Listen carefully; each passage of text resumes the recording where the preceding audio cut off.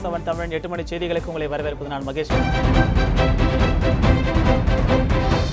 10 ரூபாய்க்கு ஆவின் பால் பாக்கெட்டுகள் விற்பனை செய்யப்படும் என சட்டப்பேரவையில் பால்வளத்துறை அமைச்சர் ராஜேந்திர பாலாஜி தெரிவித்துள்ளார். மாநிலம் முழுவதும் 3000 மாணவர்களுக்கு மேல் படிக்கும் பள்ளிகளில் ஆவின் பாலகங்கள் நிறுவ பால்வளத்துறை திட்டமிட்டுள்ளதாக சட்டப்பேரவையில் பால்வளத்துறை கொள்கை குறிப்பில் தெரிவிக்கப்பட்டுள்ளது. தேசிய பால்வள திட்டத்தின் கீழ் சேலம், கோயம்புத்தூர், ஈரோடு, வேலூர், திருச்சி, காஞ்சிபுரம் மற்றும் திருவள்ளூர் ஆகிய 6 பால் ஒன்றியங்களில் 3 ஆண்டுகளுக்கு செயல்படுத்தப்பட கிராமிய அளவில் பால் கொள்முதல் திட்டம் மேலும் 2 ஆண்டுகளுக்கு நீட்டிக்கப்பட்டுள்ளதாக அதில் குறிப்பிடப்பட்டுள்ளது.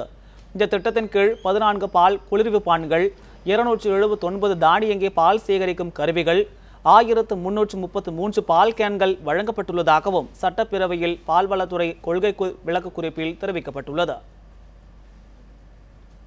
மேலும் 10 ரூபாய்க்கு ஆவின் பால் பாக்கெட்டுகள் விற்பனை செய்யப்படும் என அமைச்சர் ராஜேந்திர பாலாஜி தெரிவித்துள்ளார். ஏழை எளிய மக்கள் பயன்பெறும் வகையில் தமிழக அரசு இதனை அறிமுகப்படுத்தும் என அவர் கூறியுள்ளார்.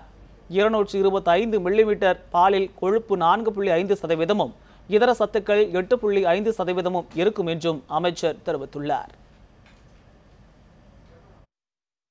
ஒரு 2 பிள்ளையை வச்சுக்கிட்டு சாதாரண ஒரு ஏழை வீட்டு குடும்பங்களுக்கு 225 மில்லி லிட்டர் பால்ங்கிறது ரொம்ப தாராளம்.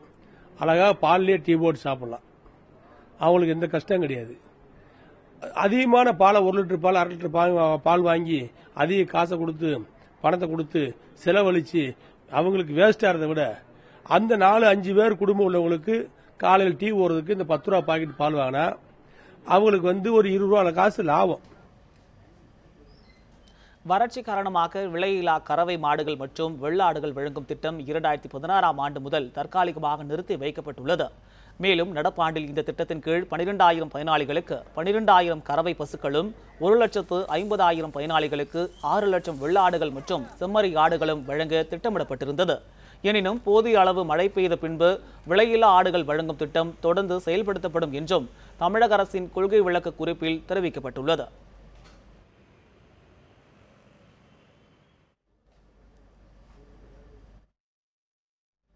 தமிழர்களின் கலாச்சார விளையாட்டான ஜல்லிக்கட்டை ஊக்குவிக்கும் விதமாக நாட்டு இன மாடுகள் வளர்ப்பிற்கு முக்கியத்துவம் அளித்திருப்பதாக கால்நடைத்துறை அமைச்சர் பாலகிருஷ்ணா ரெட்டி தெரிவித்துள்ளார். சென்னையில் செய்தியாளர்களை சந்தித்த அவர் வழக்கத்தை விட இந்த ஆண்டு அதிக இடங்களில் ஜல்லிக்கட்டு நடைபெற்றிருப்பதாகவும் நாட்டு மாடுகள் ஆராய்ச்சிக்கு முக்கியத்துவம் அளித்துள்ளதாகவும் அவர் கூறினார். நீண்ட காலமா அந்த ஜல்லிக்கட்டு இல்லாதனால நாட்டு மாட்டு இனம் இது அழிச்சிட்டு வந்துட்டு இருந்துச்சு. அந்த இதில் இப்போ ஜல்லிக்கட்டுக்கு இப்போ நம்ம தமிழ் மக்கள் எவ்வளோ உணர்வாக இருக்கிறாங்கன்றது இப்போ உங்களுக்கு தெரிஞ்ச விஷயம் தான், எல்லாம் நீங்கள் பார்த்தது தான். அது அதோட அடிப்படையில் தான் இப்போ நம்மளோட அந்த காங்கயமும் புலிக்குளம் 4.5 கோடியில் அந்த இன உற்பத்தி நல்லா அதிகப்படுத்தணும், மக்களுக்கு அது நல்லா பயன்படுத்திக்கு வரணும்னு சொல்லிட்டு இது நம்ம ஒரு இந்த ஃபார்ம்ல வச்சு இது இன உற்பத்தி பண்ணி மக்களுக்கு கொடுக்கறதா ரெடி பண்ணிட்டு இருக்குது. மருத்துவ மாணவர் சேர்க்கை விவகாரத்தில் ஜூலை 17ஆம் தேதி கலந்தாய்வு நடத்தக்கூடாது என சென்னை உயர்நீதிமன்றம் உத்தரவிட்டுள்ளது. MBBS, BDS ஆகிய மருத்துவ படிப்புகளுக்கான நீட் தேர்வு முடிவுகள் வெளிவந்த நிலையில் மருத்துவ படிப்பில் 85% இடங்கள் மாநில பாடத்திட்டத்தில் படித்தவர்களுக்கு ஒதுக்கப்படும் என தமிழக அரசு அரசாணை வெளியிட்டது. இந்த நிலையில் மருத்துவ படிப்பில் மாநில பாடத்திட்டத்தில் படிப்பவர்களுக்கு 85% ஒதுக்கீட்டிற்கு எதிர்ப்பு தெரிவித்து CBSE மாணவர்கள் சென்னை உயர்நீதிமன்றத்தில் வழக்கு தொடர்ந்தனர். ஒரே தேர்வு என்ற முறை வந்த பிறகு மாநில வழிக்கல்வி, மத்திய வழிக்கல்வி என மாணவர்களை பிரித்து பார்க்க கூடாது என மனுவில் கூறியுள்ளனர். இந்த நிலையில் இந்த வழக்கு நீதிபதி ரவிச்சந்திரபாபு முன்னிலையில் மீண்டும் இன்று விசாரணைக்கு வந்தது. அப்போது மாணவர்கள் சார்பில் வாதிட்ட மூத்த வழக்கறிஞர்கள் கடந்த 2010ஆம் ஆண்டு மருத்துவ மாணவர் சேர்க்கை தொடர்பாக MCI வெளியிட்ட திருத்த விதிகளின்படி மாநில பாடத்திட்டத்தில் படித்தவர்களுக்கு இடஒதுக்கீடு வழங்க முடியாது என தெரிவித்தனர். இதனையடுத்து வாதிட்ட அரசு தலைமை வழக்கறிஞர் முத்துக்குமாரசுவாமி அரசாணை முறையாகத்தான் பிறப்பிக்கப்பட்டுள்ளதாக கூறினார். இருதரப்பு வாதங்களையும் கேட்ட நீதிபதி ரவிச்சந்திரபாபு இந்த வழக்கில் விரிவான உத்தரவு பிறப்பிக்க வேண்டியுள்ளதாக குறிப்பிட்டார். எனவே ஜூலை 17ஆம் தேதி மருத்துவ மாணவர் சேர்க்கைக்கான கலந்தாய்வை நடத்தக்கூடாது எனவும் தரவரிசை பட்டியலை வெளியிடக்கூடாது எனவும் நீதிபதி தெரிவித்தார். புதுச்சேரி நியமன MLAக்கள் விவகாரம் தொடர்பான வழக்கு நாளை உயர்நீதிமன்றத்தில் விசாரணைக்கு வரவுள்ள நிலையில் அது தொடர்பான கோப்புகளில் துணைநிலை ஆளுநர் கிரண்பேடி திருத்தம் செய்வதாக காங்கிரஸ் MLA லட்சுமி நாராயணன் குற்றம் சாட்டியுள்ளார். இது தொடர்பாக புதுச்சேரி சட்டப்பேரவை வளாகத்தில் செய்தியாளர்களிடம் பேசிய அவர், நியமன எம்எல்ஏக்கள் வழக்கில் புதுச்சேரி அரசுக்கு சாதகமாக தீர்ப்பு வர வாய்ப்புள்ளதால் கிரண்பேடியும் உள்துறை அமைச்சகமும் இணைந்து கோப்புகளை திருத்தும் வேலையில் ஈடுபட்டுள்ளதாக தெரிவித்தார். அப்படி ஒருவேளை கோப்புகள் திருத்தப்பட்டால் கிரண்பேடிக்கு கிரிமினல் தண்டனை வாங்கி தர சட்ட ரீதியாக நடவடிக்கை எடுப்போம் என்றும் லட்சுமி நாராயணன் எச்சரிக்கை விடுத்தார். துணைநிலை ஆளுநருக்கு ஒரு கோப்பை திருத்தம் செய்தால் அதற்கு எவ்வளவு பெரிய கிரிமினல் தண்டனை கிடைக்கும் என்று சட்டம் தெரிந்த அவருக்கு தெரியும். ஆகவே ஒரு எச்சரிக்கையாக நான் சொல்ல கடமைப்பட்டிருக்கிறேன்.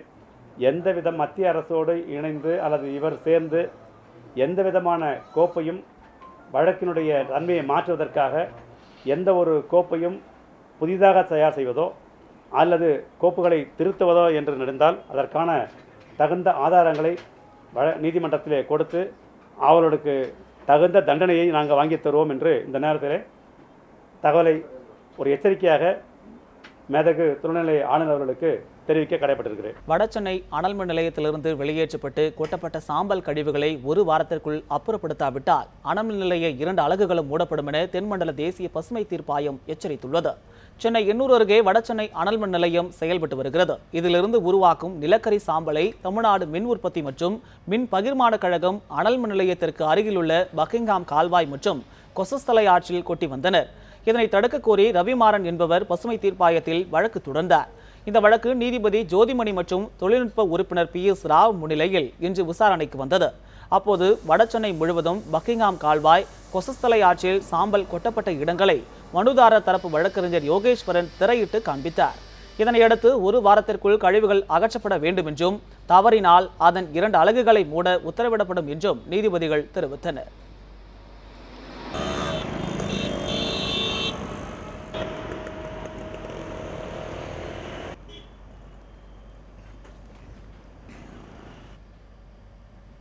ஏழாவது ஊதியக் குழுவின் பரிந்துரைகளை நடைமுறைப்படுத்த கோரி ஆசிரியர்கள் மற்றும் அரசு ஊழியர்கள் சங்கங்கள் வரும் ஆகஸ்ட் மாதம் 5ஆம் தேதி கோட்டை நோக்கி பேரணி நடத்த உள்ளதாக அறிவித்துள்ளன. மத்திய அரசு ஜூலை 1ஆம் தேதி முதல் 7வது ஊதியக் குழுவின் பரிந்துரைகளை நடைமுறைப்படுத்தியது. ஆனால் தமிழக அரசு ஊதியக் குழுவின் பரிந்துரைகளை நடைமுறைப்படுத்துவதில் காலதாமதம் செய்வதாக புகார் எழுந்துள்ளது.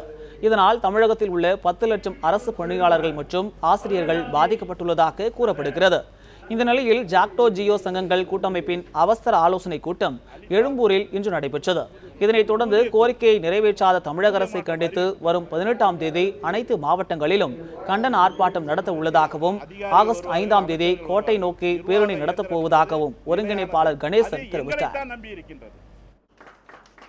5/8/2017 அன்று சென்னையில் மாநில அளவில் கோட்டையை நோக்கி பேரணி. அதுக்குள்ள இடைக்கால நிவாரணம் வழங்கப்படாவிட்டால் அரசு ஊழியர் ஆசிரியர் இந்த கோரிக்கைகளை நாங்க சொன்ன இந்த 3 கோரிக்கைகளை, அதாவது முதல்ல சிபிஎஸ் ரத்து, சம்பள கமிஷன் உடனடியாக நிறைவேற்றப்பட வேண்டும். அப்படி நிறைவேற்ற அரசு எங்களை கூப்பிட்டு பேசி இல்ல 2 மாசத்துல நிறைவேற்றோம் அப்படின்னா 2 மாசத்துக்கு இடைக்கால நிவாரணம் 20% அறிவிக்கணும். இதுதான் 3 முத்தான கோரிக்கைகள் தான். தீக்கிரையான சென்னை சில்க்ஸ் கட்டிடத்திலிருந்து மேலும் ஒரு பெட்டகத்தில் இருந்த தங்க நகைகள் பாதுகாப்புடன் மீட்கப்பட்டது. சென்னை ஸ்ரீநகரில் உள்ள சென்னை சில்க்ஸ் கட்டிடத்தில் கடந்த மே மாதம் பயங்கர தீ விபத்து ஏற்பட்டது. இதனையடுத்து கடந்த ஜூன் 2ஆம் தேதி முதல் 19ஆம் தேதி வரை கட்டிடத்தை இடிக்கும் பணி நடைபெற்றது. கடந்த மாதம் 22ஆம் தேதி 6வது தளத்தில் இருந்து பணம் மற்றும் முக்கிய ஆவணங்கள் அடங்கிய பெட்டி ஒன்று மீட்கப்பட்டது. இந்த நிலையில் இன்று தரைத்தளத்தில் பெட்டகத்தில் இருந்த தங்க நகைகள் பாதுகாப்பாக மீட்கப்பட்டன. அதில் 600 கிலோ தங்க வைர நகைகள் இருந்ததாக கூறப்படுகிறது.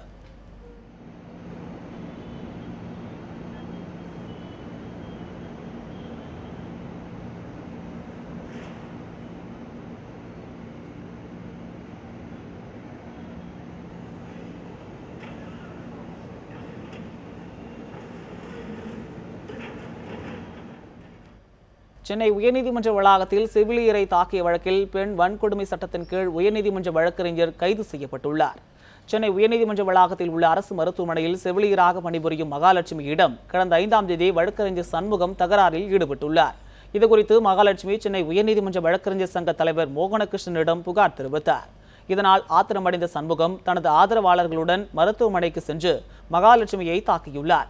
இதில் காயமடைந்த அவர் மருத்துவமனையில் அனுமதிக்கப்பட்டார். இதுகுறித்து காவல் நிலையத்தில் மகாலட்சுமி தரப்பில் புகார் அளிக்கப்பட்டது. இதனையடுத்து சண்முகம் மீது பெண் வன்கொடுமை சட்டம் உள்பட 6 பிரிவுகளில் வழக்கு பதிவு செய்து காவல்துறையினர் நேற்றிரவு கைது செய்தனர். பின்னர் நீதிமன்ற காவலில் அடைக்க மாஜிஸ்ட்ரேட் உத்தரவிட்ட நிலையில் சண்முகத்திற்கு திடீரென உடல் நலக்குறைவு ஏற்பட்டதால் ஸ்டான்லி அரசு மருத்துவமனையில் அனுமதிக்கப்பட்டார்.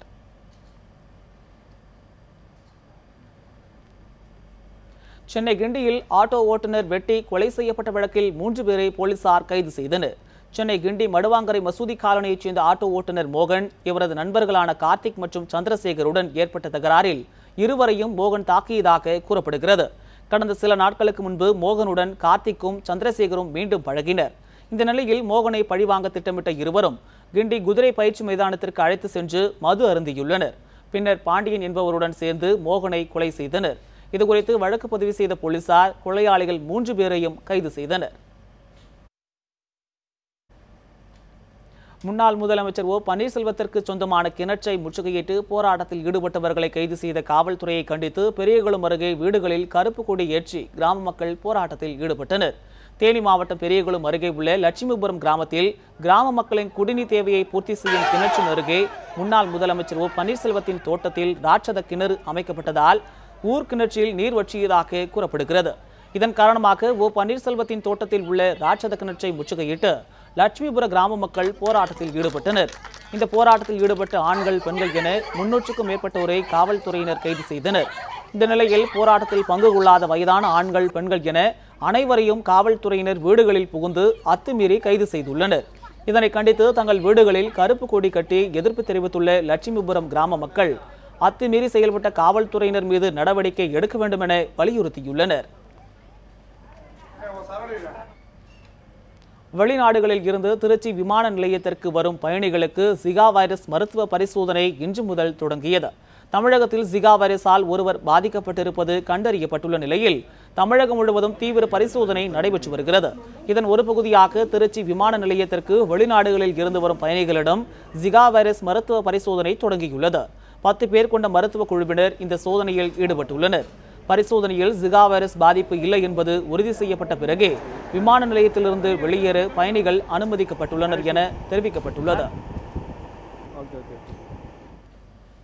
சென்னை போரூர் ஏரியில் 1,85 லட்சம் ரூபாய் செலவில் புதிய சுத்திகரிப்பு மையம் திறக்கப்பட்டுள்ளது.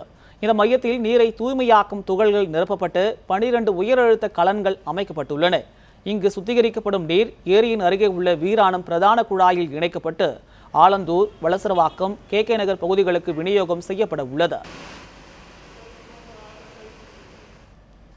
வீரர் அழகு முத்துக்கோனின் பிறந்த நாளை முன்னிட்டு கோவில்பட்டி அருகே கட்டலாங்குளத்தில் உள்ள அவரது சிலைக்கு தமிழக செய்தி மற்றும் விளம்பரத்துறை அமைச்சர் கடம்பூர் சி. ராஜு மாலை அணிவித்து மரியாதை செய்தார்.